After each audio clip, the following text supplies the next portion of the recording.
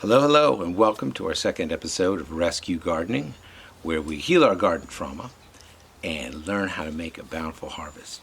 So I'm still stuck on tomatoes. The last one was about buzz pollination. This one is about suckers. Suckers are the little baby tomato plants that grow between the sunleaf and the main stem. And some people prune these, some people don't.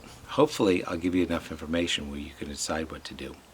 But before we talk about suckers, we kind of need to talk about tomato plants. There's two types. There's determinate tomato plants whose size has been genetically predetermined before you've even planted. And these grow to a set size and generally produce all their fruit and then die. The second type is indeterminate tomato plants, and these are vines which will sprawl as long as they can until they get killed off by frost in the winter. So generally you don't prune the suckers from determinate plants. For determinate plants, if you don't prune the suckers, you get vines that sprawl all over the place, and although you may get more fruit from all these vines, they generally tend to be smaller. You also get excess foliage and you get crowded plants where the leaves are blocking each other from the sun and they're more susceptible to pests. Prune or don't, it's up to you. I'm going to show you a couple plants. This Juliet plant, I bought it.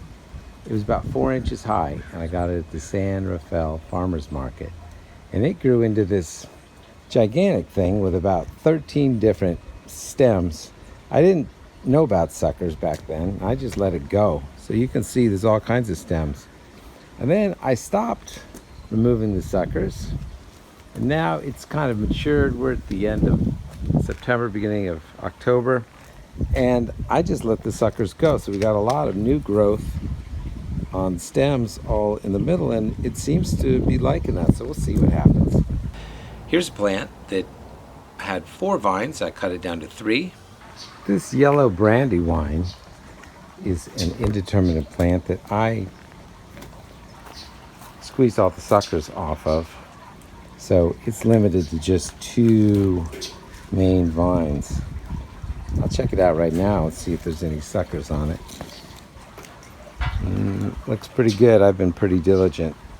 Here's a plant with only 1.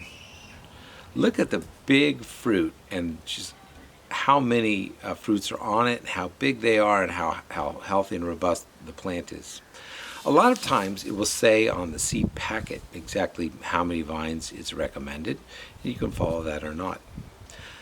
There's an added plus to suckers, and that each of those little baby tomato plants that grow between the sunleaf and the main stem has the potential to become a whole other tomato plant.